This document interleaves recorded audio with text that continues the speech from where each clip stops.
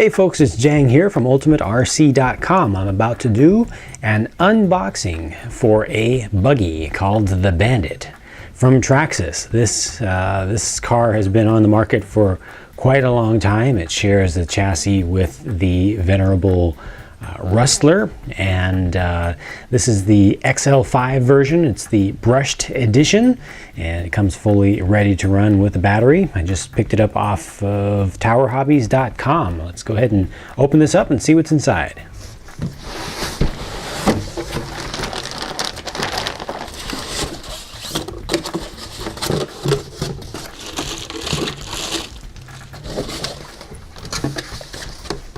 Alright, so there's a whole bunch of mess here. I'm going to try to clear some of that up. First of all, these are just some extra parts from assembling the shocks. So they've got extra shock preload clips in there, some different pistons, and also some spacers. Put that to the side for now. A few extra screws in here, some spares, and an antenna tube topper, the cap. A couple different, these are inserts for the servo saver to allow you to run different brands of servos. Some extra body clips there. And this is an extra pinion gear. That's the extra large one that's needed to get the maximum top speed of 35 miles per hour as marked on the box. This is something you only want to use for doing a speed run and nothing else, because this will burn out your motor pretty quickly. And then other stuff, we've got some little tools here and a little bag, and those are convenient for working on a number of different things on the vehicle. And other stuff in the bag, you've got a registration card in here, the manual is in here, some extra decals that you can apply yourself, and the antenna tube. This is actually important because this is a system that comes with a AM radio. This is a charger, a wall charger for the included battery, and this one says it puts out a ½ amp. So a pretty decent rate for as wall chargers go. And this did come with the body not installed. There are some more things here, just warnings and things. I want to get these out of the way so I can really focus on the vehicle itself. This is just saying use Traxxas connectors. You don't have to use Traxxas connectors. This thing here is talking about how to set up your ESC, and it's mostly the calibration procedure and also how to activate the LiPo low voltage detection circuitry that's built in, so you can actually switch between the two. So you can safely run a LiPo pack in the Bandit without buying your own independent little LiPo cutoff unit. That's good. And then for the motor, this is more warnings, and it's more warnings than I've ever seen to date for their motors. A lot of folks end up burning up their Titan motors. If you look around on the internet for a while, you'll see a lot of cases of people that have just practically melted their motors pretty quickly. So these are just some warnings on what not to do, or what you can do to avoid burning it out. And that's mostly just covering their butt there and trying to get people to not totally abuse the vehicles, although they have had some issues with them even when they're not abused. So let me go ahead and put the body on just so you can see what it looks like. Suspension setup, I'm actually surprised that they gave you a pretty well dampened shock setup up front, and at the rear it might even be a little bit over dampened, so this thing might actually tend towards a little bit of initial oversteer. Interesting. Oftentimes these things are under dampened, but spring rate feels pretty good. It's got good, nice progressiveness I can feel right here in the front. The rear also actually feels pretty good. Yeah, okay. The tires do have foams in them. These are the rear tires are kind of have a hybrid step bow tie sort of design to them, where there are actually two tiers to the treads. They are 2.2 inch size, so you can put modern standard buggy tires on these now if you get extra sets of rims.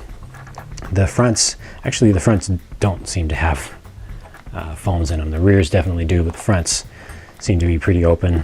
Four ridges on there. Just the pretty standard kind of style of buggy fronts. It's designed to cut into the dirt and just give you directional control. Let's see what else is going on with this thing from the outside. You got this large Lexan wing in the back that is held on with just a couple of metal mounts that are bent down, and they go down into the top of the shock tower here. It's actually got these holes in there, and these are, interestingly, you actually can adjust this if you want. You can slide it forward or back a little bit. It's not really going to do much. And then they have this extra body piece back here that's underneath of that. It's actually separate from the main body, and it's funny, they actually give you little decals for what look like tail lights, and then little exhaust ports on there. That's kind of funny, but a cool little addition of a detail that they didn't really need to do. What else? I think that's about all that you can see useful from the outside before I start talking about the real details of how it's made, how it's put together. So like I said before, this is based on the same chassis as the Traxxas Rustler, the very popular stadium truck. They just have shorter A-arms on it, and the different wheels and tires, shorter rear axles back here. These slider shafts are made of plastic. They're telescoping. They've got universal joints down at the end. Nice thing that you get, I don't know if you can notice it immediately, but you get with these Bandit rear A-arms, these shorter ones, is toe in. So there's actually a little bit of angle inward for these, which is really good for performance with a rear-wheel drive vehicle. And the Rustler does not have that. The two-wheel drive Stampede does not have that. Slash does have that. It just gives you more stability when you get on the gas. It actually helps the tires to bite in together and to really grab the ground. And also when you're in a turn, it helps to work against the natural tendency to oversteer when you're on the throttle. These shocks, they're plastic, but they're pretty decent shocks. I've used these since my very first RC, and they work just fine. The only bad thing about them that you will notice over time is if you take really big jumps and they compress really quickly, or they tend to bend, if you hit something hard, you'll actually pop off these upper shock caps, and you can fix that just by changing just these upper caps, and then you can adjust your shock oil on these. You can adjust your ride height by changing out these preload clips like I showed you earlier. They give you extra ones, and you can also change the springs out on them, so they're very, very tunable. You can also change the pistons. Very tunable, good shocks, and the stock setup on here is pretty decent. Looking at electronics, they give us a model number 2056 steering servo on the front. It's a waterproof servo, truly, completely waterproof. So you do not need to do anything additional to that to be able to drive through puddles and such. Continuing on with the waterproof theme, waterproof, fully sealed receiver box right here on this side. Here you can see the antenna sticking out. You will need to straighten that out and feed it through this long antenna tube. It'll actually go all the way through and then back a little bit. The ESC is the XL-5 waterproof version. It's the second, at least the second version of the XL-5 ESC, brushed only, of course. And then for power, you have this Titan 12-turn. It's they call it a 550, or you could call it a 540 plus a fan on it. It's a little bit longer than a standard, the old standard of 540 sized motor. Torquey motor, also decently fast, but more focused on the torque, and they just gear it up a lot. There is a slipper clutch inside of here that is adjustable. You can access the adjuster nut by pulling this off. This little silicone insert right here, it just pulls off, and then there's the nut. You can just stick the included T-wrench right in there, and adjust that without having to do any disassembly of the vehicle. I think that pretty much takes care of our electronics, except for the battery. And they do include a battery as I continue to try to put this thing back on. They do include a battery now. It is a 7-cell nickel metal hydride pack, and it's a hump pack. You can see it's got the 7th cell up top. This down here is just your standard size and style, but then they added one more up here to just give you more speed. Can't complain about more speed. It's a 3,000 milliamp hour pack.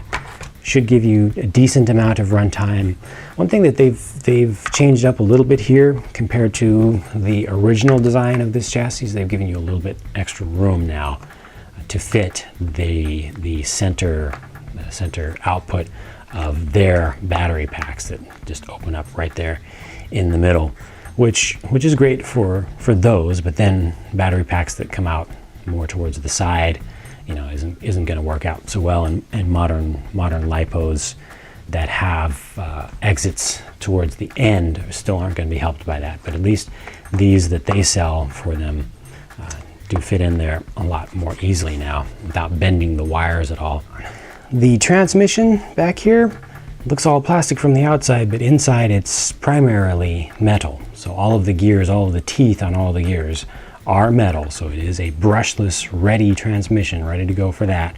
The internal gears of the planetary gear diff are also steel, and the outer ring on the outside of that is also steel. There is a plastic insert inside of it to kind of hold everything together, but everywhere the torque goes is steel there. So you're already equipped with more ability to handle power than you are equipped with power when you get this vehicle. And then the controller is the old school Traxxas TQ2. This is the first controller that I ever got. Came with my Rustler. It's a 27 megahertz unit. It has pretty decent ergonomics to it. I've always liked the feel of this, the way they've done the handle. It's inspired by joysticks back from its time, from aerospace, and also video gaming was inspired by those. And it just has basic settings on it. So you've got steering trim. So if your vehicle isn't going perfectly straight, it's turning a little bit, you can adjust that right from here. It has throttle trim. So if it's inching forward a little bit or inching backwards a little bit, you can fix that from here. And then it's got reversing depending upon what aftermarket parts you get for your servo and for your speed control. As you upgrade later on, you can reverse the channels there. And then it also has this physical setting for just moving the middle position of the trigger. So here it's on 70-30, so 70% of the throw is in throttle, and then just 30% is in braking and reverse, and the default setting is 50-50, so it's even both ways. And then a little bit of bounce, just a little bit. It's not, it gets worse. Very familiar old sound. Definitely not the highest quality controller, but a pretty decent one, and these are pretty well proven. The only thing that I don't like about it is, in this day and age, to have 27 megahertz with these big long antennas and the potential for glitching that comes with 27 megahertz AM. That's just a little unfortunate nowadays, but they did that to keep the price of the entire thing down. So there you have it, the Traxxas Bandit XL-5 brushed edition. Coming up, of course, I will be doing plenty of driving of this vehicle to test it out. I'll put up some raw driving footage of it in its natural form, and then I'll also be doing a full-on review. So be sure to look for that also on the Ultimate RC Network channel on YouTube, and I'll be talking to you again soon. Thanks for watching.